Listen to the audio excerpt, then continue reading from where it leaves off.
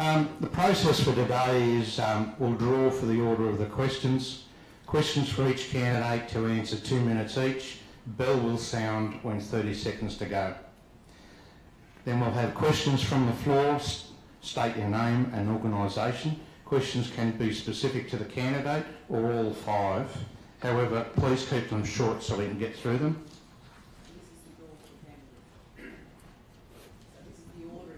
Okay. And you're all involved. Lee Watts is first. Watts is sitting in first position. Michael Johnsen is second. John Kaye is third.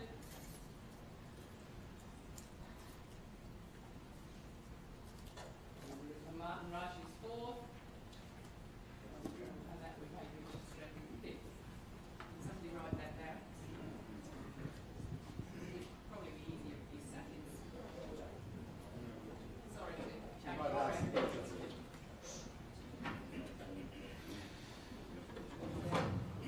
Ladies and gentlemen, while we're changing chairs here, I'd like to introduce Mike Pritchard from the ABC to facilitate the discussion today. Thanks, Mike.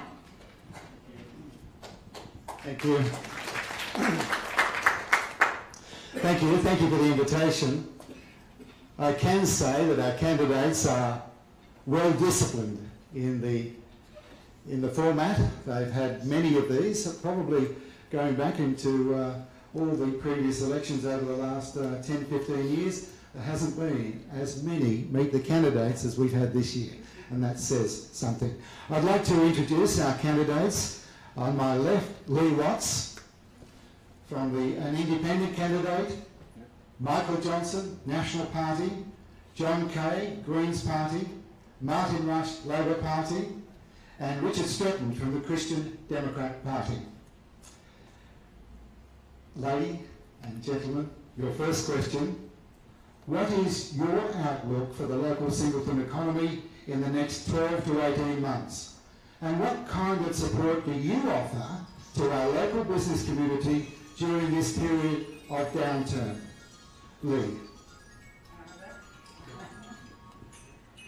At the moment, our local economy is really hurting with the mining downturn, but there are jobs at stake and should not be forgotten. 1,300 workers from Mount Thorley Warkworth, 500 Drayton South workers, 300 Piles and Wires employees. So that's 300 jobs equals 25 million per year to the local economy. So we really are in trouble and people are hurting at the moment. In relation to mining, being in this area, one of the things that we are disturbed about is the whole process of approvals, and in relation to that is the PAC approval, or the PAC recommendation, I should say. When you do an election, you vote in a politician. We all know this, becomes our member. Why are those members not making decisions for us? All of a sudden they have to make a decision on a mine which affects the economy here, affects the amount of jobs that are here, and they put on 3 other people to form the PAC. As far as I'm concerned, the PAC should be abolished. Politicians should start making decisions that will straight away give certainty to the workers of this area. So, you know, it's one of the... And that is the biggest issue here being faced at the moment, but also we do need to attract new business. The only way we can attract new business is to make sure that we've got good infrastructure. I mean, that's good public transport, good health services, all services, good roads, good access to that infrastructure that will attract new and more business. And that is the only way that we can do it. So until we get our basics in touch first, and then work with the community to plan for what it is they would like in the business field, only then will we start attracting good new businesses. Thank you. Thanks, Lee. And the question was, what are we going to do in the next 12 to 18 months? Is that correct, Mike? Yep. First of all, you've got to acknowledge that clearly the economy is suffering significantly at the moment. When you look at, there was a study done a couple of years ago by Newcastle University, and the mining industry looked at the gross, they looked at the gross regional product, and the mining industry took up 23.5% of the gross regional product in the wider Hunter. In addition to that, you've got the next one is manufacturing, then you've got agriculture, then you've got services. And I think it's important that we continue to focus on the fact that we are actually a diversified economy. Singleton itself is clearly suffering. There's no problem with that. And, well, there is a problem, but there's no denying that. But one of the things that I was able to do in, some of you would know, I ran in the 2010 and 13 federal elections. In 2010, I put the issue of the Singleton bypass on the map. I was very pleased, didn't win that election of course, but I was very pleased when your local member George Souris took up that fight for the Singleton bypass. And funding has occurred to date for the initial stages of the planning, looking at the very long term. Well, I think we're at the stage of preferred routes at this particular point in time. What I am very keen to see, should I be elected, is the delivery of the Singleton bypass, a very major piece of infrastructure, because we all know that with major investments in infrastructure come investments in business, come jobs, come demand for services. It's a fairly simple equation, but sometimes we don't all get it right. And my focus is about reminding people and delivering those things that show that we can build the town of Singleton and insulate it against future variances, if you like, in the mining industry or indeed any other industry.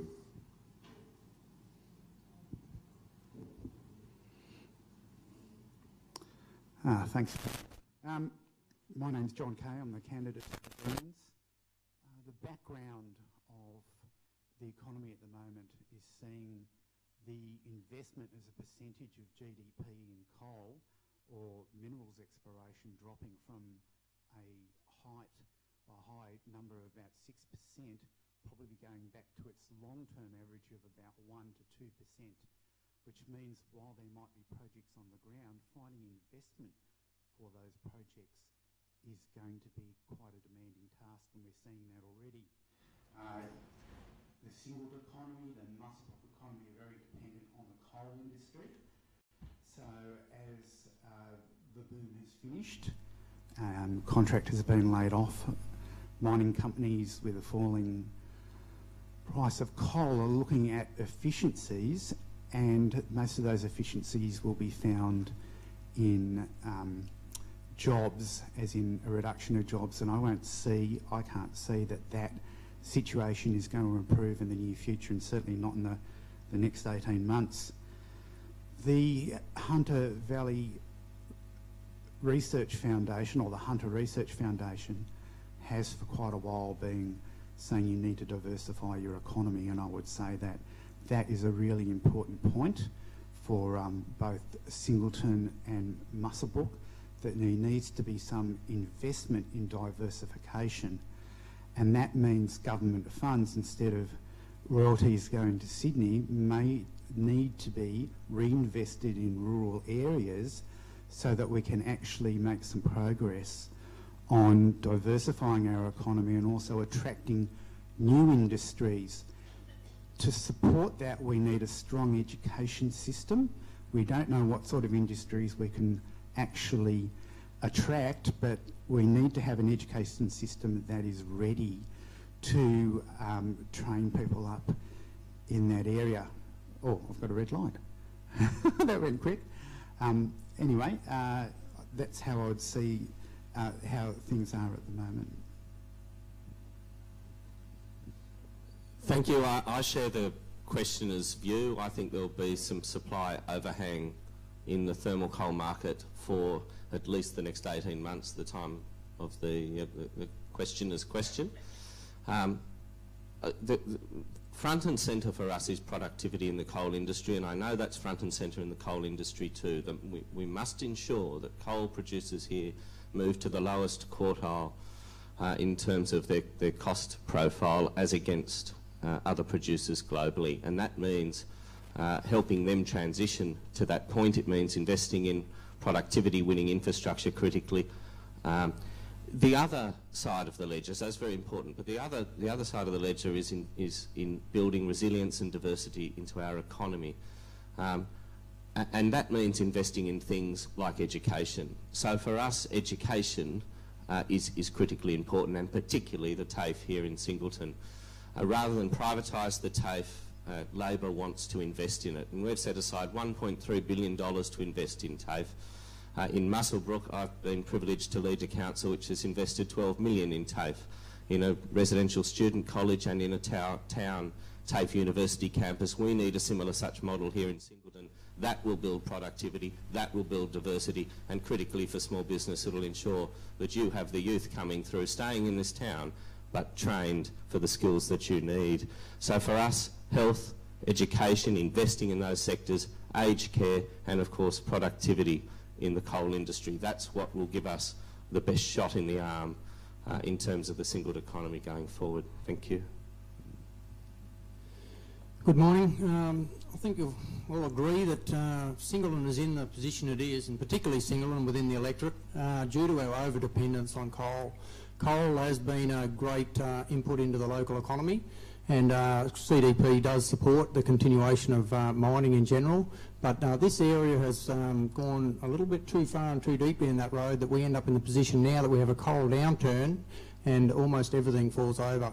We have got the army, agriculture and grape growers in the area, and we need to support those as much as we can. We also need to look at other diversification. Coal price is something that we, even as a nation, have very little control over, and that puts us in a dangerous position. I can't see the coal price coming back well within the next 12-18 months. Of course, I don't know, but for that reason, we need to look at other issues. And at best, you know, this area probably only can really afford to rely on coal for 50 years anyway. As we're at the bottom of the valley here, the coal's moving north, and we're forced into a position where we have to diversify. So I believe private sector is the best one to cover that. I don't believe government should be establishing direction for these things. I believe the private sector has to work with government. Government has to provide you know, statistics, information back up for the private sector, but the private sector has to decide what's going to be best for the future. They're the ones that have got to put the investment, the passion, and the first priority would be the Hunter Expressway, starting from the south, obviously, with a Singleton bypass. That would give us a short-term injection of funds into this area, into earth-moving type industries, which are hurting through coal downturn as well. That would be a short-term income, which would cover that gap. Of course, even to get that up and happening within 12-18 months would be a battle, but that would be my first and primary battle should I have the opportunity, and I believe that is at least a short-term gap filler for this area, and I've had the gong.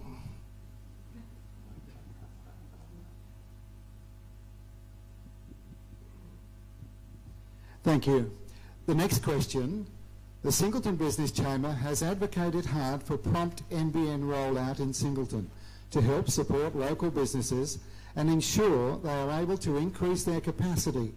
What kind of action does each candidate plan to take to ensure Singleton and the Hunter do not fall behind the rest of regional Australia in access to the fundamental infrastructure? What kind of pressure will you be applying to your federal counterparts? Lee. Look, everyone should have access to the phone and the internet. There shouldn't be any excuses, no quotas. They need to get it sorted. It's that simple. I mean, to be living in this day and age, to have to, you know, fight to have access to this type of infrastructure is ridiculous.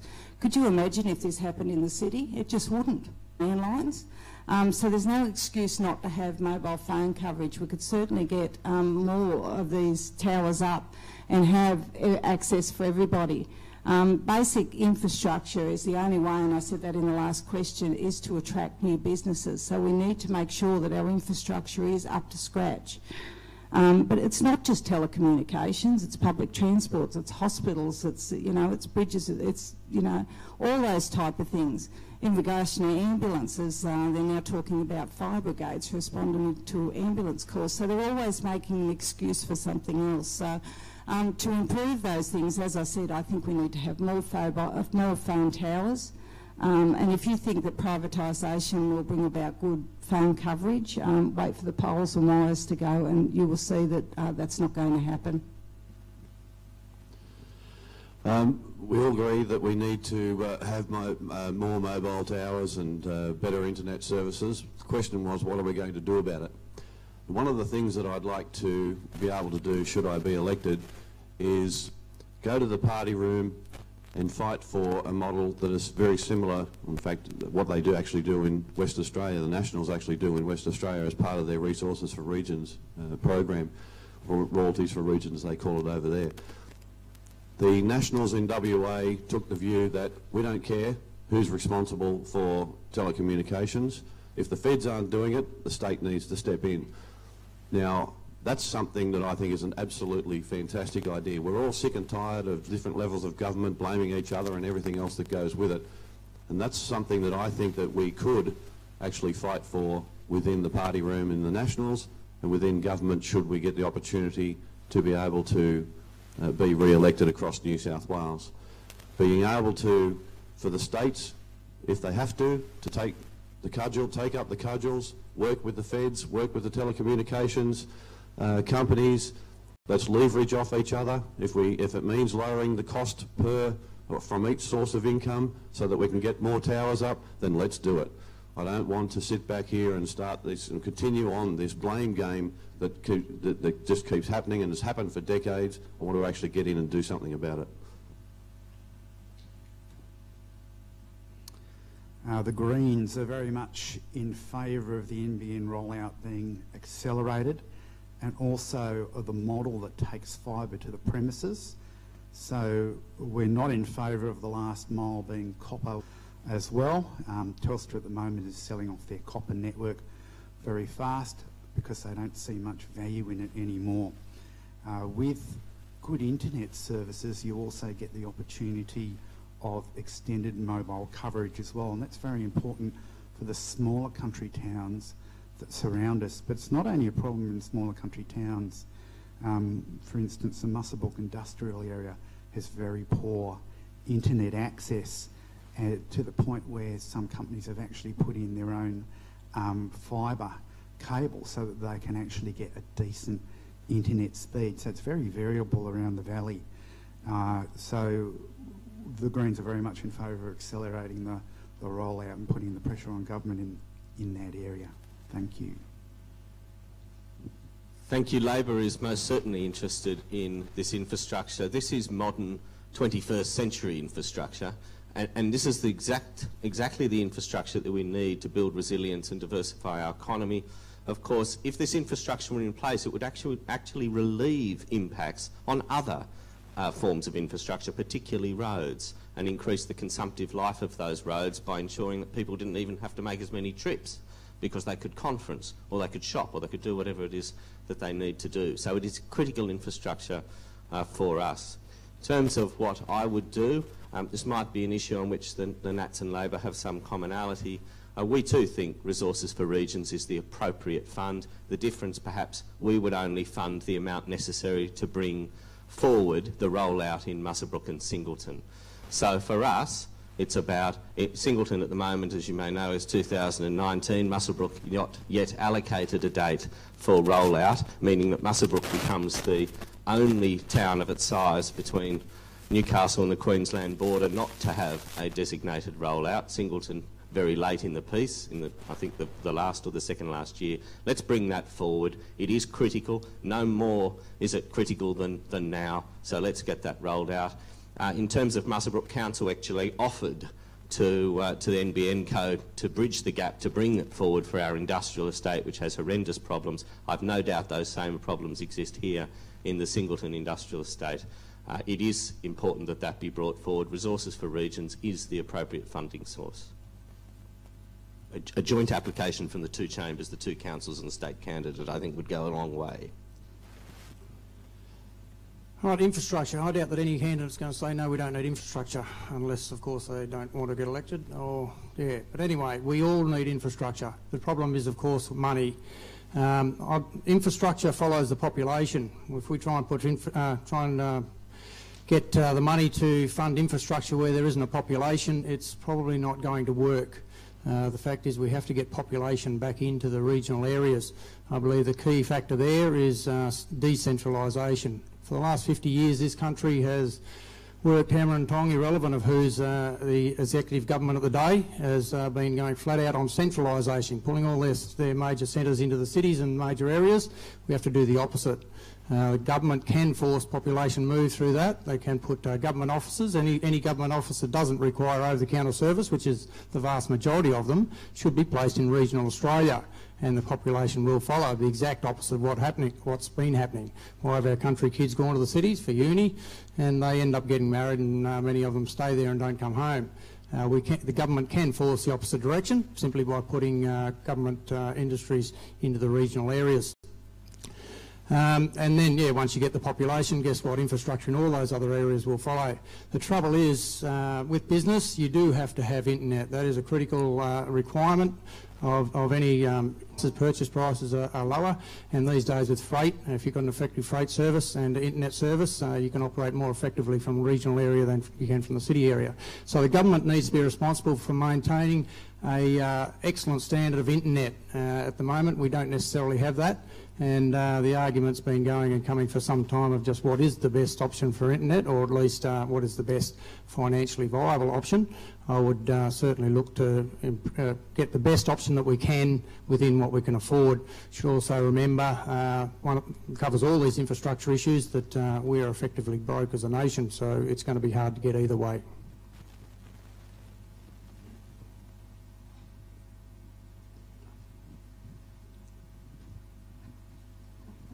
Now to our final question from the chamber before we open it up to the floor.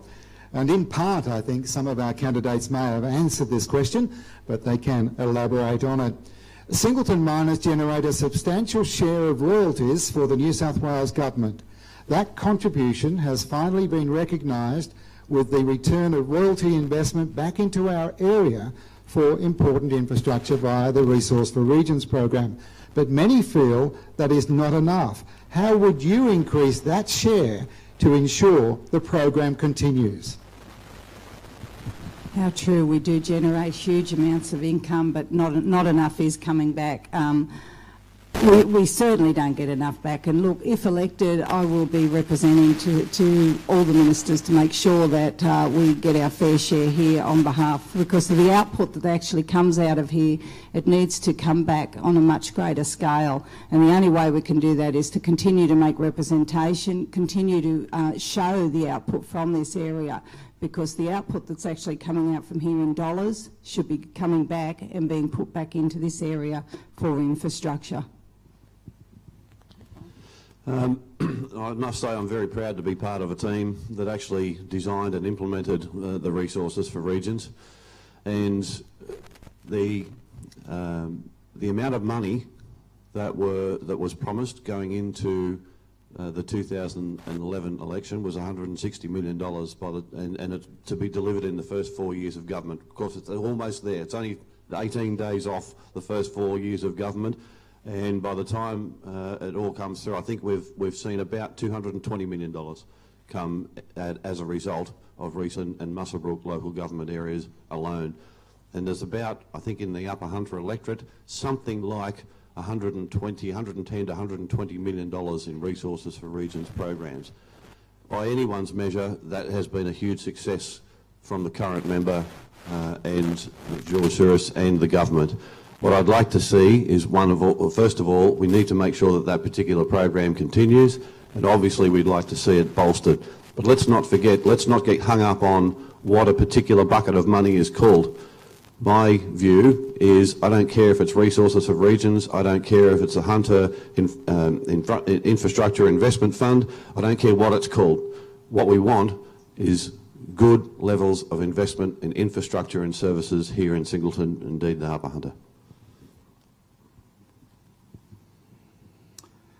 I don't believe that very much of the royalties have come back to rural Australia, rural New South Wales at all, and I certainly don't agree that these resources for regions should be funding things like upgrades of hospital. that should actually come from the same infrastructure budget as all the other hospitals are upgraded from. That means that other projects have actually missed out. The Greens have a policy that they would like to see resources, rural development funded by additional royalties on both minerals and coal mining that is distributed to our regional areas around New South Wales, in particular for diversification of the economy, investment in small business, and in for the royalties coming back to rural New South Wales. And I think our regions have actually been very much shortchanged over the last decade by the amount of royalties that have come back into our regions. In particular, Muswellbrook and Singleton, local government areas which have really borne the brunt of the open coal mining industry, to the expense of other industries such as tourism. So I think we need to see a much better redistribution of those royalties back into rural New South Wales. Thank you. Resources for Regions is something that I lobbied very hard for as Muswellbrook's mayor. Indeed, went to the National Party caucus room to argue for it in Sydney and was invited to the National Party's launch to hear the launch of Resources for Regions. I'm probably the only person of my colour in that audience, but I make that point just to make the point that if elected, I will work with both sides of government. I work very closely with George on that, and of course would work with my own party to ensure that we in the Upper Hunter are getting sensible policy. In terms of Resources for Regions, I think the overall amount isn't too bad. The amount coming back to Singleton should be lifted. The other thing is that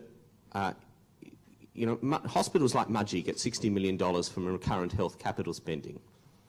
Muswellbrook gets its, even though it was listed as the second most critical hospital in the cluster, in the Hunter New England Area Health Service, has to wait for Resources for Regions money, an amount that was supposed to be set aside in addition to recurrent capital funding. So whether the Nats really have delivered additional resources to coal mining affected areas is something that needs to be clarified.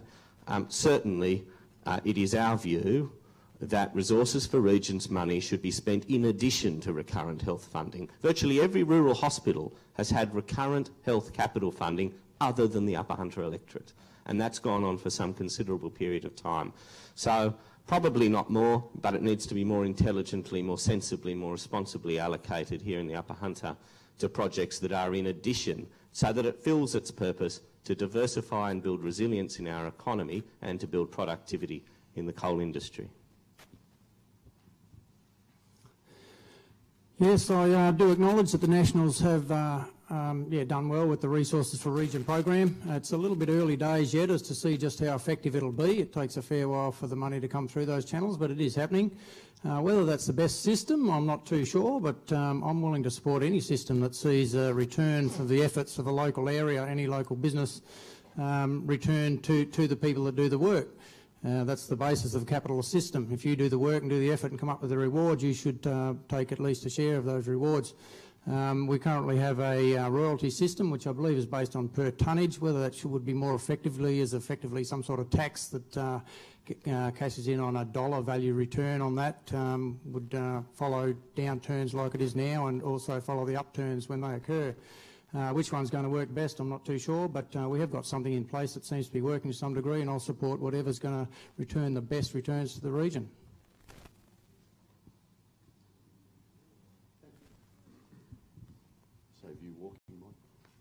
Ask you to keep the questions brief. You can direct these questions to individual candidates. You can direct it to the whole panel of candidates, and we will ask the candidates if it is directed to all of you. We'll go in the order that we've been. So do we have a question? I'm looking at Ryan. Thank you. Thanks, Mike. I suppose my question is to the whole panel, do you support the Drayson South project, and what have you done for the 500 workers and their families? Yes, I did an expansion on their own land. There's 500 workers and their families that need to be supported. It's like, as I said, I cannot see any reason for not supporting an application in regard. I went through the whole process, and I can only say that yes, I do support Drayton South. It's 500 workers, it's families, and yeah, because it is an expansion on its own land. Thanks for the question, Ryan. From what I can see, I've had a briefing from Anglo American about the proposal for the next application that they're going to put in, and based on that, yes, I support that. Told them that at the time, and I've said it publicly on a number of occasions. They recognise also that they should have put that in the first place, and it would have probably been approved.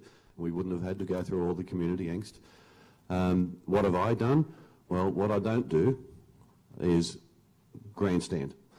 I wasn't a candidate when the PAC hearing occurred. It was just off 3 months before I was actually a candidate, but I have publicly come out in my capacity as candidate now, because I now have authority to do so, and given in principle support to what I believe they're going to put on the table for the next application. Ryan, no, I do not support the Drayton expansion or new mine, whichever one you want to call it, and the Greens don't support it as well. Our Greens policy is that we do not want any new coal mines approved. We don't want any more expansions. In relation to the export market, we would like to see a just transition from a dependence on coal to other forms of energy, lower carbon forms of energy, and that taking place over the next 15 years. But in relation to the export market, we'd like to see the export market cease within 5 years. Thank you. I'm confident that Anglo American will put in an application that can be supported, but no candidate aspiring to political office should give a blank cheque about these things until we see the detail of the application. Anglo American lodged an application at first instance a very long time ago now. One thing I should note is that the time for planning approvals has blown out now to almost 4.5 years from 2.5 years 4 years ago. That's too long to leave workers hanging with uncertainty. I think all of us should agree on that. An application, though, that didn't have the sort of backfilling of voids that I would have liked to have seen. It didn't have the micro-relief of overburden in placements. It didn't have a minimum number of local apprentices. It didn't have the sort of Section 94 or Section 93F contributions I'd like to have seen.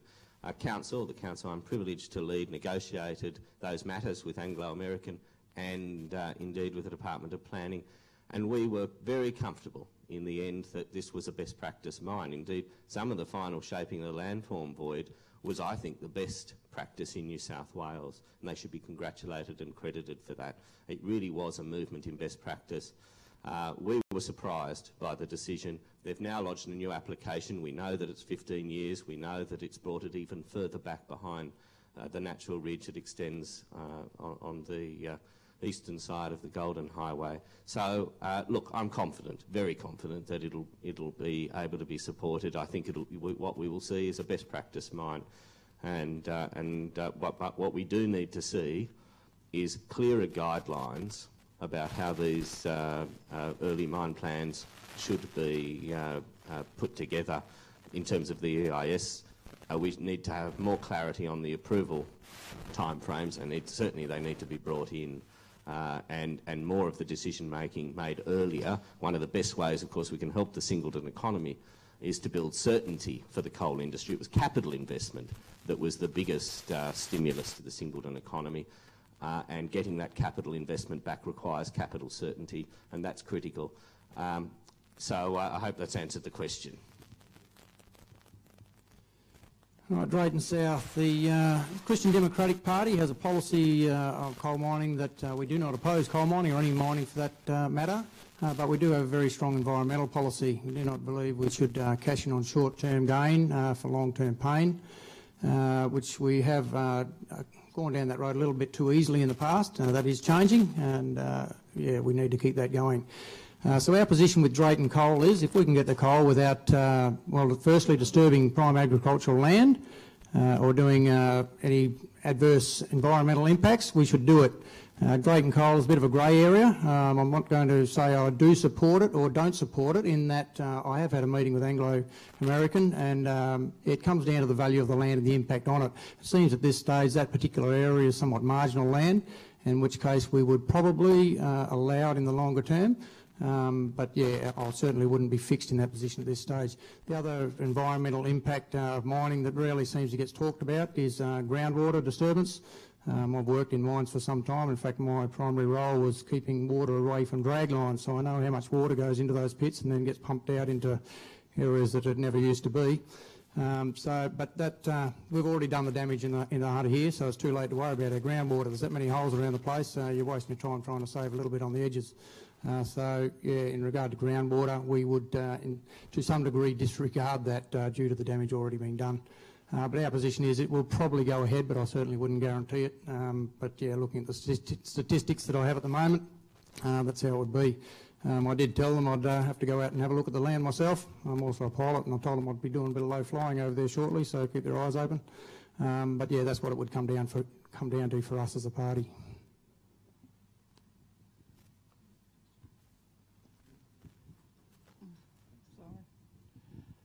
Further questions? Thank you.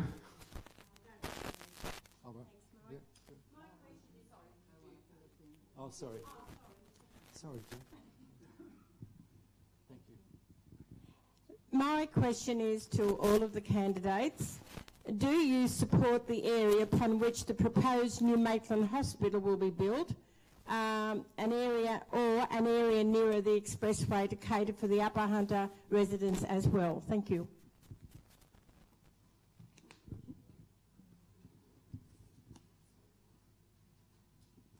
I would really have to look at the proposal more closely to give you a fair answer. I do worry about, you know, the fact that getting a new hospital in a location and then leaving another area isn't the way it should be. But truth... Honest, when... Well, no. I'm not. Don't worry. I was surprised when the announcement was made that it was actually going to Metford. I would have thought that it would make more sense to bring... Look, Val, I'm not, I've got to be honest, I'm not up on where the hospital's going to be located. But, sorry? I certainly do, yep. And, but I'd like to say this, is that it's very important to have modern facilities rather than old facilities to cater for new technology within medicine. So for a lot of patients who are up in my area in Denman, they're probably going to end up travelling past Maitland to Newcastle anyway. Thank you, Val. You certainly asked a question that vexed some of the panellists. That's great. Look, this was all predicated on a clinical services plan, and that clinical services plan was completed just before the present government announced its decision. Of course, in that clinical services plan, they had suggested that these would all remain public, including the Singleton Hospital, which fed into that. One of the concerns we have on our side of politics is that they've not now ruled out privatising Maitland Hospital, and of course that should send alarm bells about Singleton Hospital as well, which feeds into that clinical services plan. My view is that there does need to be a careful balance between where it will be staffed from and the ensuring that we have sufficient staff in that hospital. It will be a very significant hospital for the Upper Hunter in all events, wherever it happens to be. It will be a fairly important treatment hospital. But secondly, where it's best located in terms of ambulance services. We are becoming increasingly dependent on the rescue helicopter in the Upper Hunter, and getting a fair and equitable ambulatory service to this hospital is critical, and therefore I would have preferred it on the Hunter Expressway rather than on a contaminated ex-brickworks site. But we support having a hospital. We will keep it in public hands.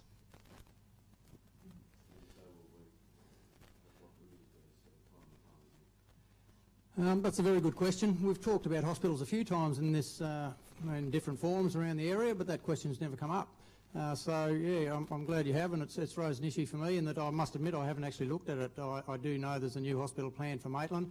Being out of the electorate, I didn't really look into it that quicker access to the regional areas. So yeah, just because we've had a government study on it, Martin, doesn't necessarily mean common sense comes through, or very rarely comes through. So I'd certainly look at that with people like yourself that know more about it than me. The other issue is, of course, we do have the local hospitals, which are the general issues we talk about. We're sort of in a good position and a bad position here. We've got major hospitals that cover a vast variety of specialty units, being Newcastle, Maitland, and what will, I presume, end up with a major hospital at Muswellbrook. Which then puts us in a bad position because we've got major hospitals around us, we won't be getting a major hospital here. So yeah, I do believe we need to maintain the hospital that we have here and keep it at a certain standard, but I do support the expansion of Muswellbrook, and I would certainly look at any common sense ideas of where to place a new Maitland hospital. Further questions? Further questions? Sorry. Up the back?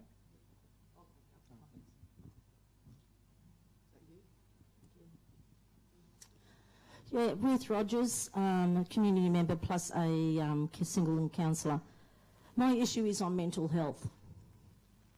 Councillor Scott touched on the hospital. Mine is that Singleton is lacking in major mental health facilities for adults, but not only adults, especially the youth.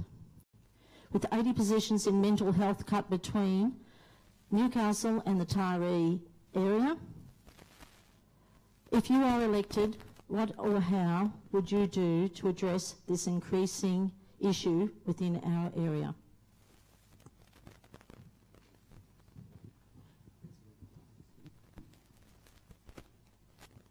I've been speaking to a few people about this issue, and it is an issue that we shouldn't have to...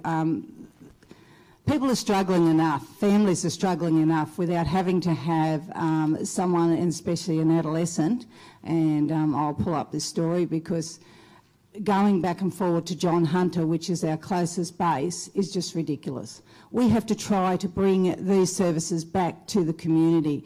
We're being stripped of our services, and services such as ones that deal with people with mental health. It's not just about the person, it's the family as well. The family's affected. There's the travel, the time, and we need to put a lot back into being able to support these young people and these adults. But putting them in John Hunter, having a look at them and sending them back home where they're at risk again is just not good enough. If I am elected, I will be certainly trying to bring those services back here. As I said, there's too many services that have been stripped, and we need to bring them back so that we have access right at our front doors. Thank you, Ruth. And can I just acknowledge, and I think we all probably agree, it's not a bad thing that the issues in society around mental health are actually being brought out into the open more and more. I think I'm amazed at just how big an issue mental health is. In our particular region, the nearest mental health unit is in Maitland Hospital. I've been there. I've looked at, gone through a tour, and when they previously upgraded that whole section here only 2 years ago. And what we need to do is make sure that we keep on the agenda the importance of mental health issues.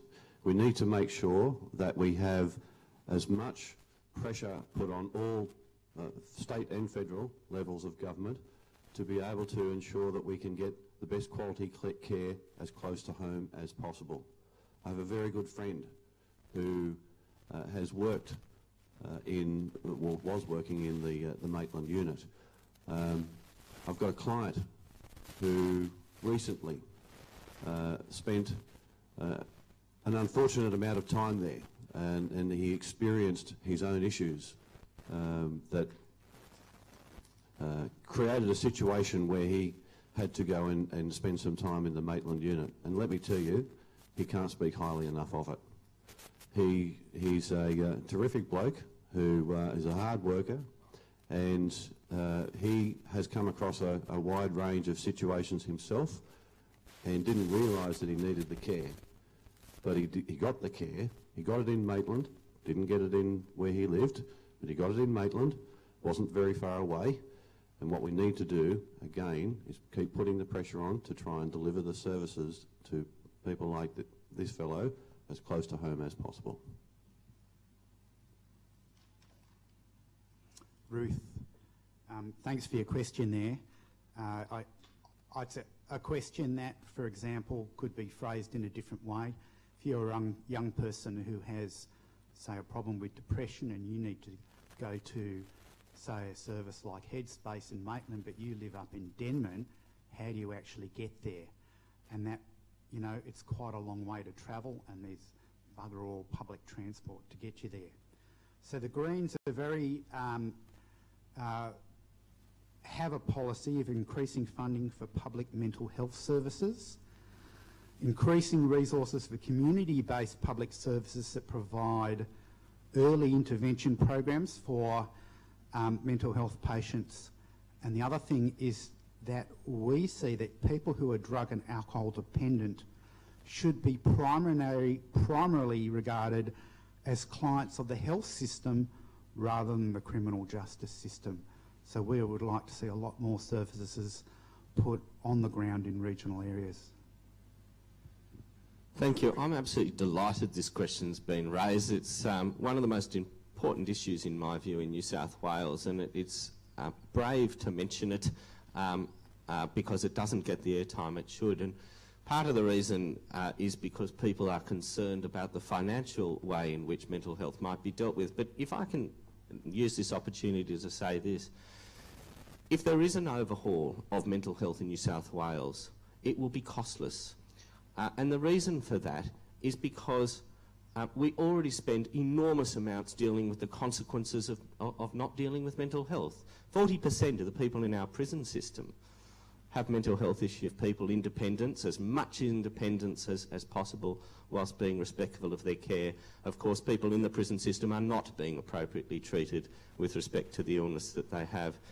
And we do need to have that model which has a graduation of care preserving independence. And it's one of the few areas of public policy where economics and social policy coincide in a positive way. It's a win-win way, because if you can preserve someone's independence, if you can get them back into employment, if you can get them socialising in the community, then that is cheaper for the public purse, but it also is better for them. I'm delighted the question was raised. There does need to be an overhaul of the way we do deal with mental health in New South Wales, and I'm looking forward to being a part of a team that will work on that. I too thank you for raising that question, because that's exactly what needs to happen. People in this situation very rarely talk about it, and they do need someone else to stand up and bat on their behalf. I've got a particular lady on Facebook that will talk to me about these issues on Facebook, and I've presented to her that we need to get together and talk about this at a personal level for her own situation and how best to deal with that. But as with many people in that situation, they just won't deal face to face. And they do need others to bat on their behalf, and I would be willing to do that. I can't say that I totally understand the situation. I do have friends who have been in there, and I have been in the Maitland facility, and yes, they do seem to do a good job, but they do seem to be dramatically overstretched for the demand that they simply can't meet. So it's an issue that has to be tackled a little bit more effectively in the social arena. And we are learning to do that a little bit better, but we have to do a lot better than we are at the moment. The other thing I'd like to raise there is that mental health, I don't believe, is a cause. It's a symptom of another issue, and I believe the primary issue there is family breakdown.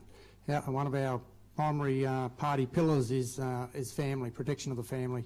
And as family goes, so goes the nation, is one of our mottos, and families falling apart. Protect the family better. If government would spend as little as 0.1% of GDP on supporting families, keeping husbands committed to their wives and their kids, we could pretty much solve this problem overnight. You know, we don't spend anything. You can get a licence, you've got to go down the street and you've got to sit a test. you get married, you don't need anything. They don't even tell you what you're stepping into, but I'm sure any of us that are married know that it's far more difficult than driving a car. So yeah, mental health, yeah, I think us men have dropped the ball on that one. We're simply not upholding our end of the bargain on family values, and that's, I believe, is a core cause of the issue, which we need to face. But of course, those people that are already in there, we do have to support them and encourage and protect them as best as we can. And as I said, they're very unlikely to do it themselves, so we have to do it for them. Thank you. I'd like to just harken back to a point that Martin made earlier in relation to vocational training. In a previous life, I fought very, very hard to get an Australian Technical College in Singleton, and we had a very viable Australian Technical College running here. There was a change of government, and the new Labor government immediately shut down that Australian Technical College. And I fought for many years to maintain our college in Singleton at a reasonable level. Martin has been very successful, and I congratulate him for providing vocational training at Muswellbrook, but a lot of that's been at the expense of Singleton. And I'd like to ask the candidates what they would do to improve vocational training in the Singleton area, keeping in mind that you can catch public transport from up the valley down to Singleton, but you can't catch it the other way, and Singleton has a population that's equivalent to the rest of the Upper Hunter.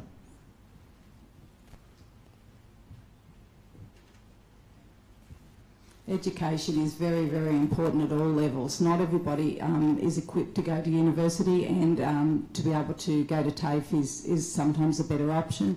We have a lot of people that have to travel.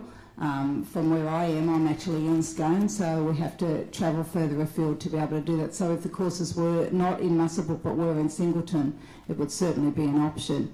I think that more money needs to be put into the TAFEs, not taken away from the TAFEs, and a good example of that is with the Corindai TAFE at the moment, back to 3 days a week.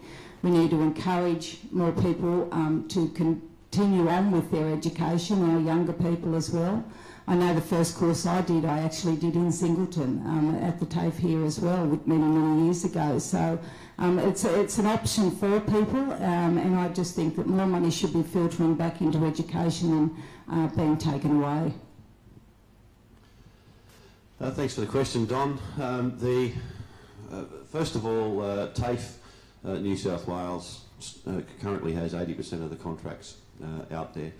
There is no such thing as privatisation. TAFE actually participates in a competitive process which I believe under the national partnerships was set up under the previous Labor government federally, and for all the right reasons, I believe. It's about making sure, it's all about the student.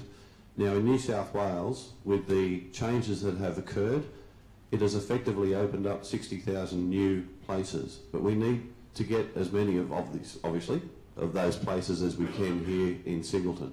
Whilst there's demand from employers for skilled labour to come through, then we've got a good chance of doing that. In addition to that, the New South Wales government recently announced that it has 200,000 fee-free scholarships on offer with a particular focus to make sure that those people who may be more disadvantaged than others have an opportunity, an equal opportunity to be able to become educated, because education is a critical part of our life. I'll give you something.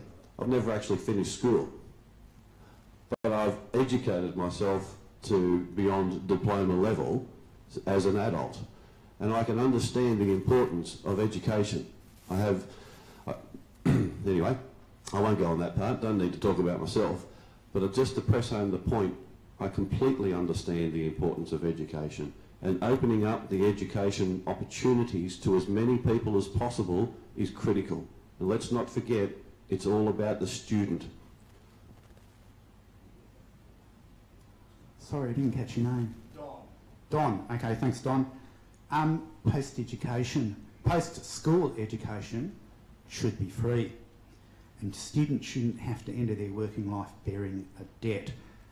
Education opens a lot of doors, but the doors to education shouldn't be a tollway that you have to pay for to access. So the current fee structure for TAFE is an impediment to people studying. the fees are actually quite significantly more if you already have a TAFE qualification. So if you're already training from one industry to another, you've actually got a much bigger slug. The other thing is that we need to provide financial support for young people who are studying as well. TAFE funding has been cut, fees dramatically increased, course hours, face-to-face teaching have been cut, and the range of courses have been narrowed. Enrolments have fallen significantly this semester, and the number of viable courses has fallen with that, and I believe at Scone TAFE this year they'll be offering only one course, and that will be in equine nursing. So the Greens have a $1.2 billion TAFE rescue package to revitalise TAFE and secure its rightful place as Australia's leading provider of vocational education and training. We need to put more money back into TAFE. Be in no doubt, the current government has stripped the Hunter Institute of its recurrent capital funding, and the Hunter Institute is now required to recover that through its fees, which fees have gone up by factors of 4. Education is absolutely vital, and I'm chomping at the bit to get something done here in Singleton. I can't imagine anywhere in the Upper Hunter electorate having quite as much potential for new TAFE infrastructure, and where it could be quite as important. We are lucky in Muswellbrook. A council-led project has delivered $12 million of vet facilities, which will mean that people in Muswellbrook have the opportunity to articulate their study from high school right through to university engineering courses. That's fantastic. I don't think that's at the expense of Singleton. The regional model means specialist centres. And as I say, I'm chomping at the bit to have Singleton as a regional centre as well.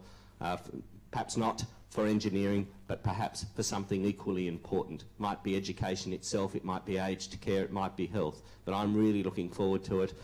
Let's forget, if we want a vehicle to build resilience and diversity in our economy, education is that vehicle that allows flexibility in your skilling. It allows people to retrain. It's an education is an industry in itself, a very important one for young people. It keeps young people in the community.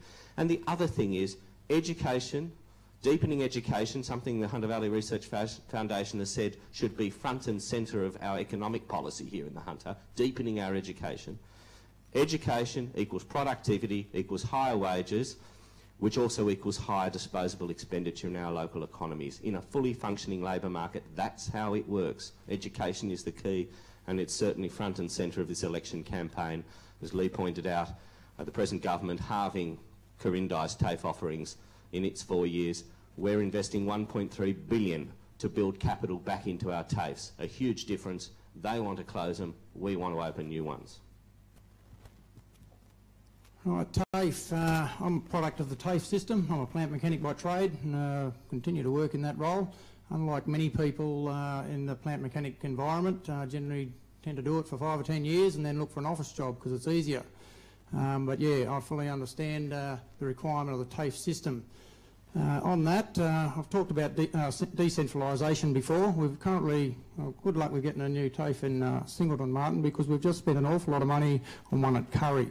Now, I can understand their reasoning for put it there, because TAFE is one of those education systems where you come in for 1 or 2 days a week and then work for the rest of the time. So it does have to be located within population areas, and I can understand them putting it at Curry. But at the same time, I don't think we're going to get one here when there's one just down the road. At the same time, TAFE, well, we've ended up in a position in society where we put, I think, an excessively high value on academic achievement and a lower social value on trade-type activities. We end up in a position in this nation where everyone wants to be a chief, but guess what your chiefs do if there's no Indians? We all fall over. And basically TAFE represents the Indians, and we need to change that somehow. We need to change pay structures so it keeps people down at the bottom end of the working scale, and yeah, to stop the exodus from the trade system into the office. So yeah, we do need to look at that. TAFE is essential to the future of the nation, and I believe that is more critical than even academic universities, although they are essential as well. We have the balance a little bit wrong. As for Singleton itself, like I say, I don't like our chances of getting TAFE upgraded here now, but further up in the regions, out in the western and northern areas of the electorate, those areas, country areas have to be serviced, and that might be a good opportunity to get TAFE out in Merriwar or Murrundi or something like that.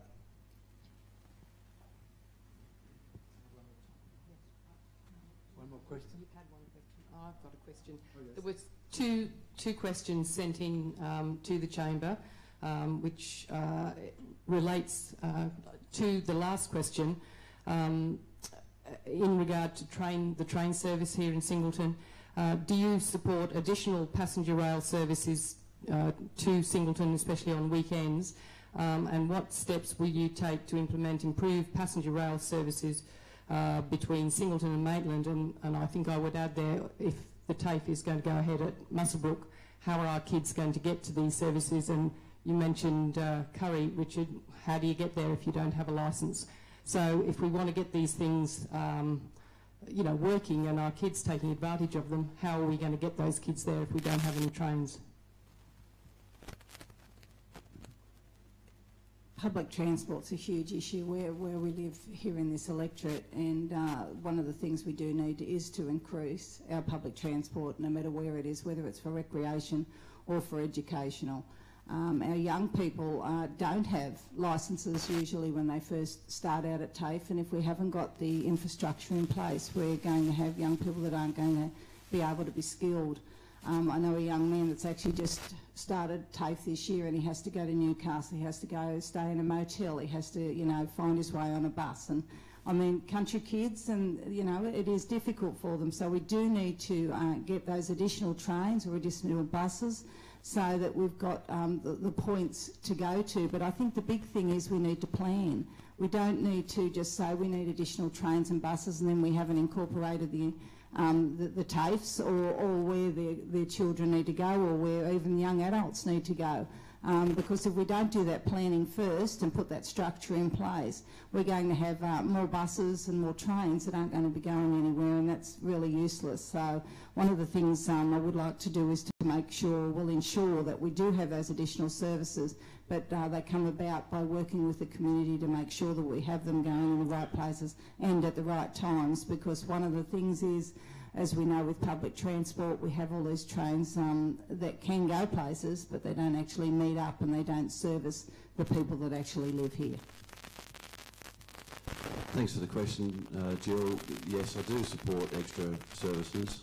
What you need to do, though, in order to implement those extra services, is you obviously need to change the timetable. It's been brought up about the Rick Benyard timetable, which George Suris has had a lot to do with, and it entailed actually changing trains at Maitland. So getting more services coming further up the valley down to Maitland and reverse. The reason why it entailed changing at Maitland was so that you had the flexibility to shoot the train back up again, which in effect would provide more services. So if we were able to work on that and demonstrate that there was a need, and I've got to say, the introduction of the Opal card helps that process in terms of demonstrating the need.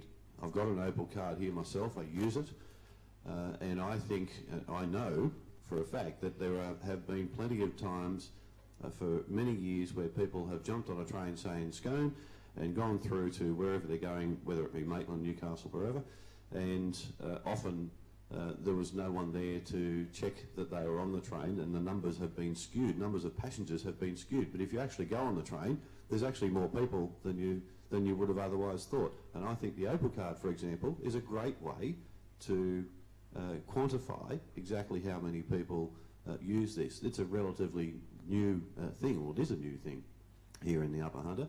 And I think that is an excellent way for us to be able to quantify and demonstrate that we have the demand for the services, and be able to change the timetable structure to be able to do that. And if it means probably a cheaper option, and it's worth looking at. With regard to train services, this is an issue on two of the lines in our electorate. That's the line to Dungog, where they've had services cut, but it's also the timing of the services, so that if you travel into Newcastle, you can actually achieve something like a couple of medical appointments while you're in there, and cutting the rail line where it's been cut at the moment is certainly a great disadvantage for those people who want to travel right into the It's a fairly big issue as well. It's been brought up in Murrurundi that to do with the Country Link, I'm not sure what it's called now, Country Link, Train Link services, that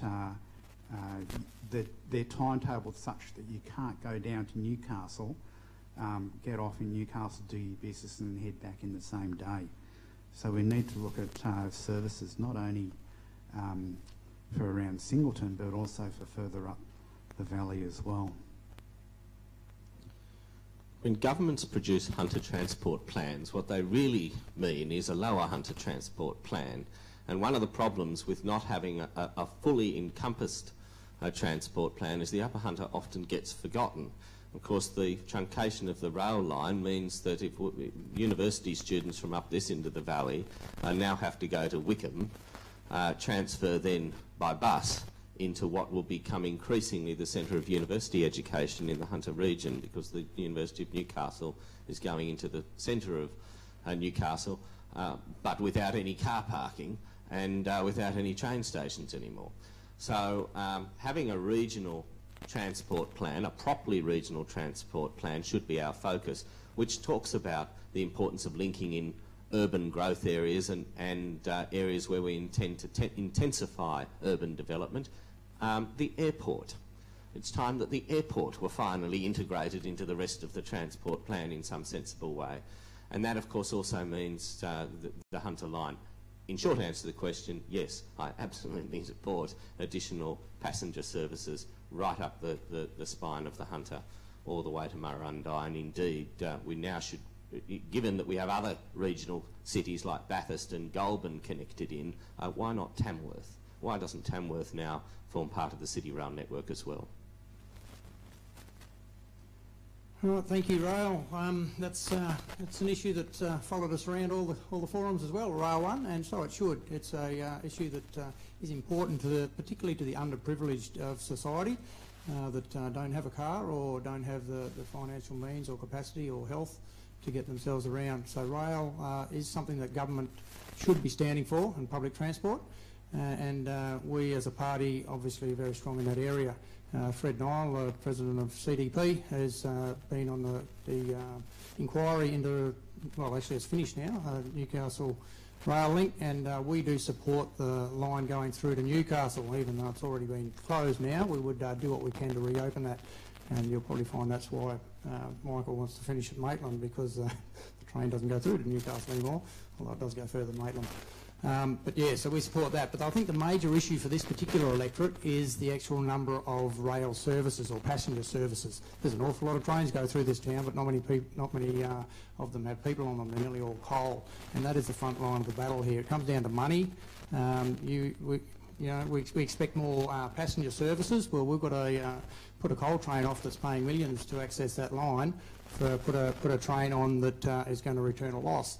But that's what happens if you simply to coal, north and south, and one dedicated to passenger. That's partly in place, although it's not working very well. That needs to be carried on, and until that happens, that's going to continue to be a battle. You'll always have the financial pressure of coal wanting those lines over passenger services. We do have to increase passenger services, yes, and we do need to put the dollar equation out, push the dollars aside in the equation from time to time to make room for passenger services, which are well below standard at the moment. But the long-term answer, the only long-term answer I believe, is 3 distinct lines, at least through to Muswellbrook.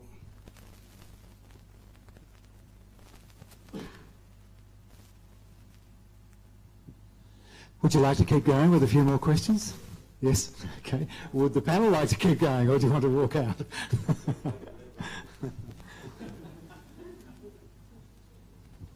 Thanks, Joel.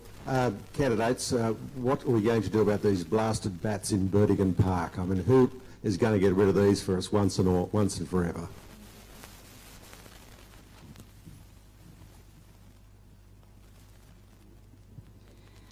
This is a question on everybody's mind at Burdigan Park. You need to work with the wildlife services to make it happen.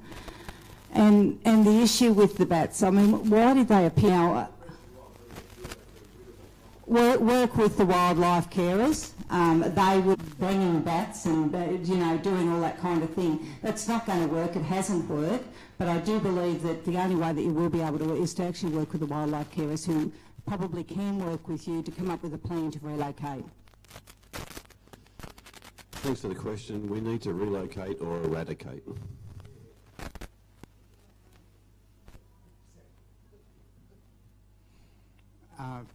I've heard of the problem with the bats, but quite honestly I haven't thought about a solution for it. Yeah, look, I don't think I'm apart on Michael on this. We do need to ensure that they can be moved on. It just has to happen. And that means, it might mean that just similarly, when you have an endangered ecological species that is in the path of an open cut coal mine, and they can offset that by a biodiversity offset, and of course with conditions that ensure it works, why can't we do the same with the bats? Surely to goodness there is a habitat that can be created where they can be relocated to. After all, it's important to note that Burdekin Park is a very significant piece of European heritage. And we do need to make sure that where there are these conflicts in values, that we have a solution that can be worked through. So I don't think I'm apart on this, Michael. It's just a way of tracking through a complex issue at 2 levels of government, 3 if you include local government, but we do need to find a solution. I'm a country boy. I was brought up on a cattle station. From what I can see, relocation isn't going to work. It's a bat, for goodness sake. It flies. What are you going to do? Put a whole net around the area, relocate them to? It's the only way you're going to keep them there. As far as endangered species, I'm not too sure about the details of how many species of flying foxes there are out there, but and we're on the southern fringe of where they come to anyway. If you go north 300, 400, 500 kilometres, I think you'll find they're certainly not endangered. I think we're in a position where 22 is by far the best option in this regard, and we do have the army with marksmen that need the training, and are quite happy to shoot a fox without endangering the local population. I just think we pamper to the voice of the minority on some of these issues far too often. I think you've got yourself a job. Are there any other questions there? Candidates again, what measures will you take to see the provision of more ambulance personnel and vehicles to relieve the shortage we have here in the Hunter?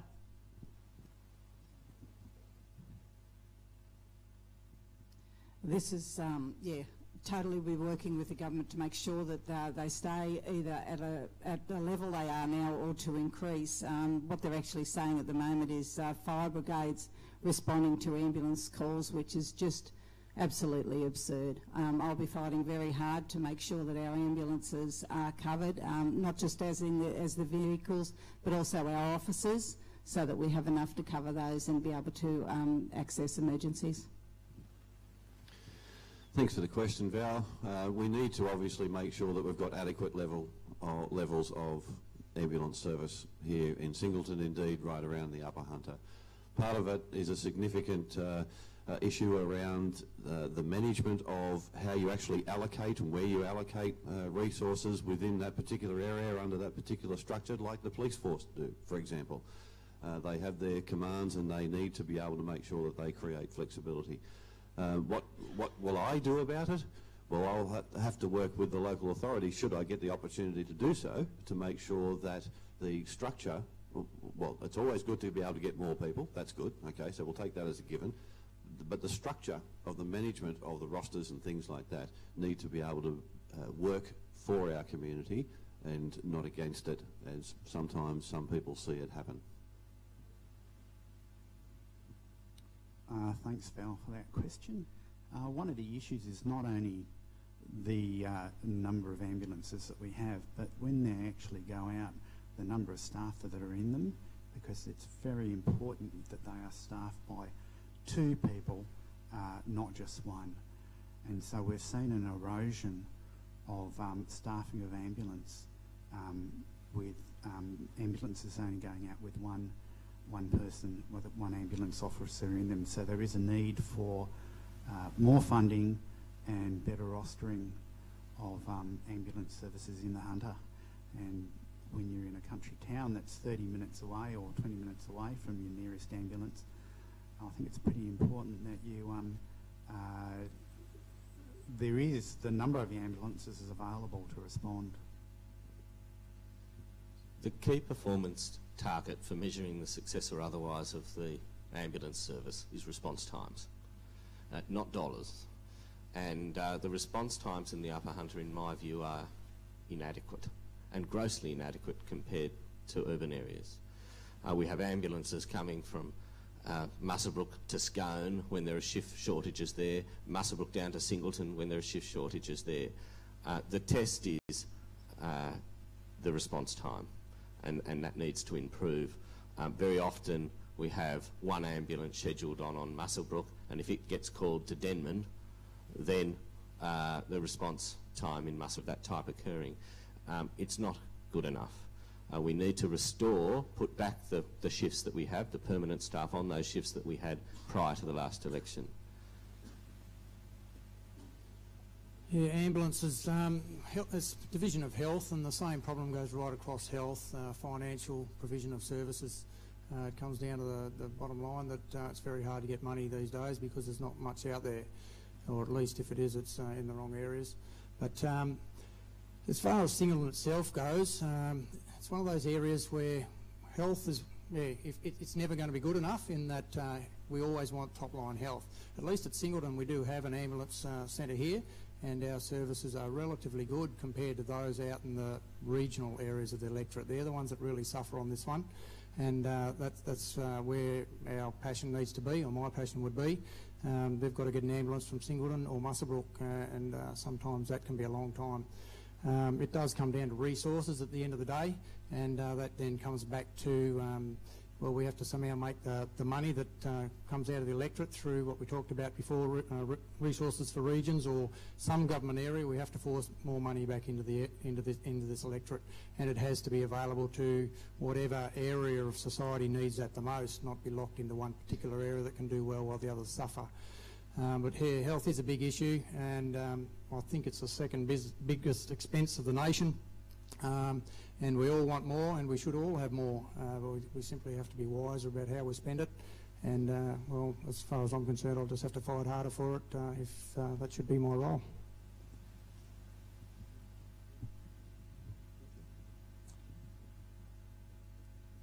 Question? Last question, thank you. Hi, Declan from the Singleton Argus. When you say diversification, what industries are you talking about? Where are the new jobs going to come from? The Upper Hunter is the energy hub for the state, and I'd like to see more energy coming into here. So I think that we're already there, and we can look at new energies that we can bring to the area and continue to be that energy hub into the future. There's green energy. I actually went to a solar park on the weekend that I wasn't even aware that was in Singleton.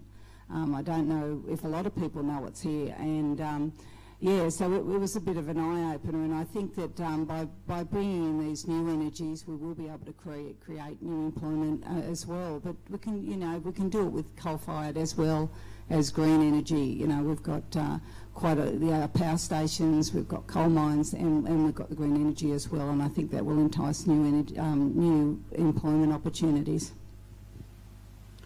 I suspect, Declan, we're going to, across this panel, agree on many aspects of this particular question. There are a number of opportunities, endless amounts of opportunities.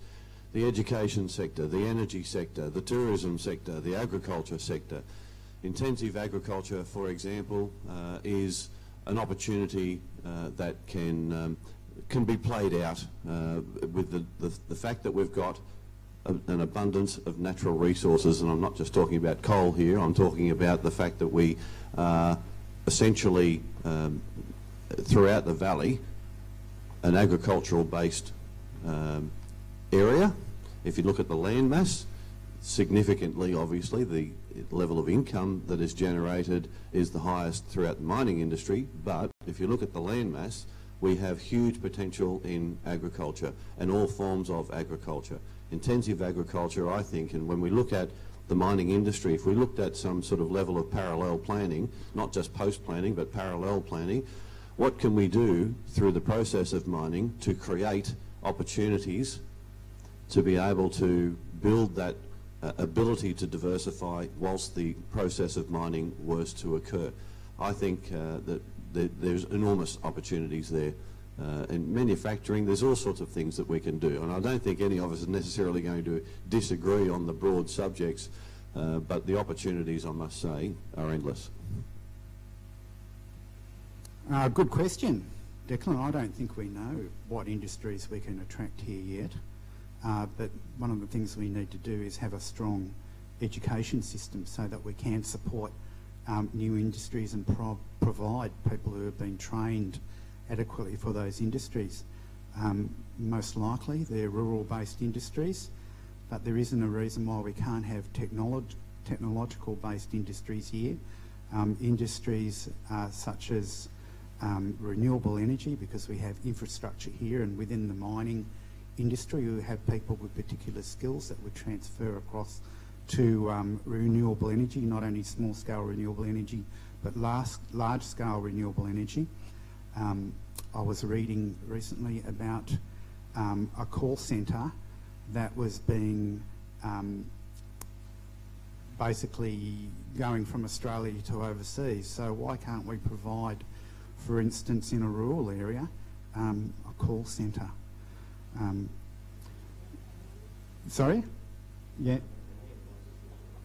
Yeah, we need a better internet system, don't we? Better telecommunication system. So I'd say we don't know, but what we do need to do is we need to provide the climate for industries to want to actually come here. And I think that's very important in terms of rural industries, so that we need actually areas that are off limits to mining.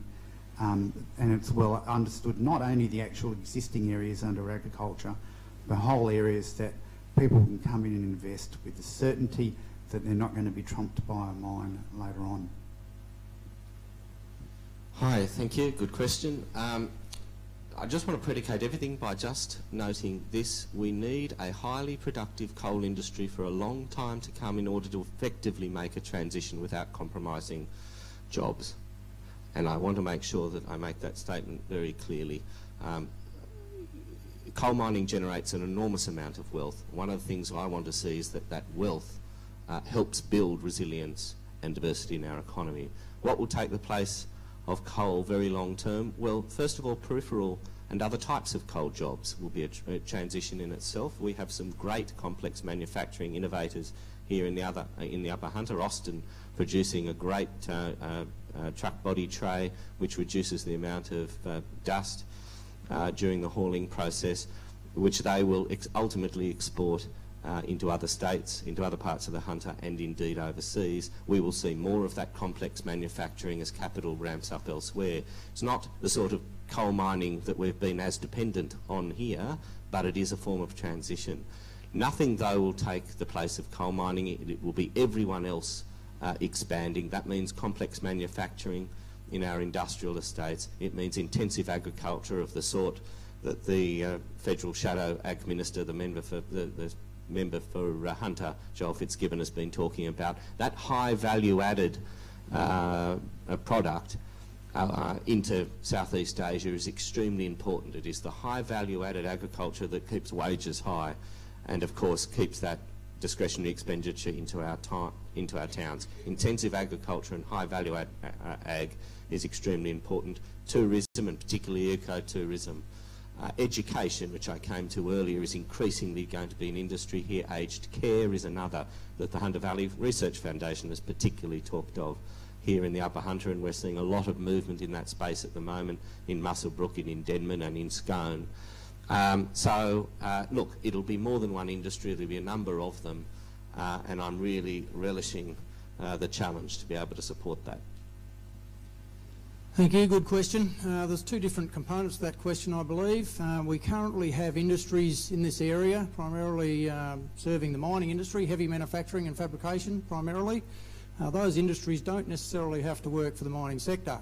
This nation needs heavy manufacturing, even though it seems we seem to oppose the two essential industries in this nation, agriculture and manufacturing, and yet they seem to be the ones we work against the most and sending those things offshore. We need to get those industries to look to other customers. One thing that irks me no end, indeed angers me no end, is to see things like train and submarine manufacture go offshore. That's something that this area could provide. We need to step into those areas, heavy manufacturing. I do realise the submarines, the facilities are there to fabricate them in South Australia. Whether there'd be some areas of components we could do there, I'm not too sure, but that's just one example. As I say, trains, we purchase an awful lot of trains, there's an awful lot of money there, and that's one area that industries that we already have here just need to change their customer base. We need to encourage that. Agriculture is the one stable industry that will never disappear. I'm not too sure, but what would be the oldest business in Singleton? I'd say it's probably Chapman and Slattery's. If not, it'd be certainly up there amongst them. It's just... No? Oh, well, in my industry, they're the ones I've worked with, it'll probably be the oldest, but they've certainly been there a long time, and agriculture will always be there. Government should support agriculture as the #1 industry and #1 priority. There's not a lot of financial return there, at least in the short term, but it will do it indefinitely. Then, of course, there are other industries that we don't currently have, renewable energies. We simply can't afford to buy new power stations. Indeed, we can't afford to keep the ones we've got. We've got to sell them for some reason.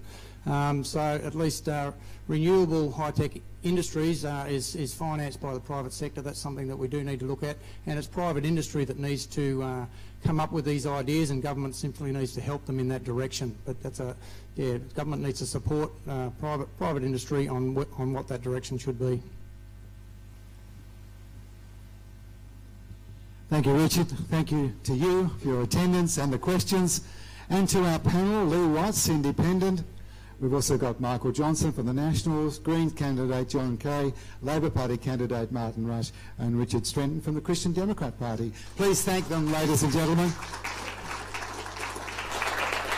And I guess you'll be available for questions with everybody afterwards. Thank you. Thanks, Jill. Just one thing. I'd like to thank Rod up the back here, who has videoed this entire session. We will be putting on our website a link to that video if you wish to go back and hear some of the answers. And anybody that couldn't get here, if you just let them know, check our website. I believe it'll also be on the Argus website as well. So let your friends know that that's what's going to happen, and you can check it out later. Thanks everybody for coming. One more thing. So I might just take advantage of the opportunity, but one of the subjects that we just discussed was the future in this area by diversity in the economy.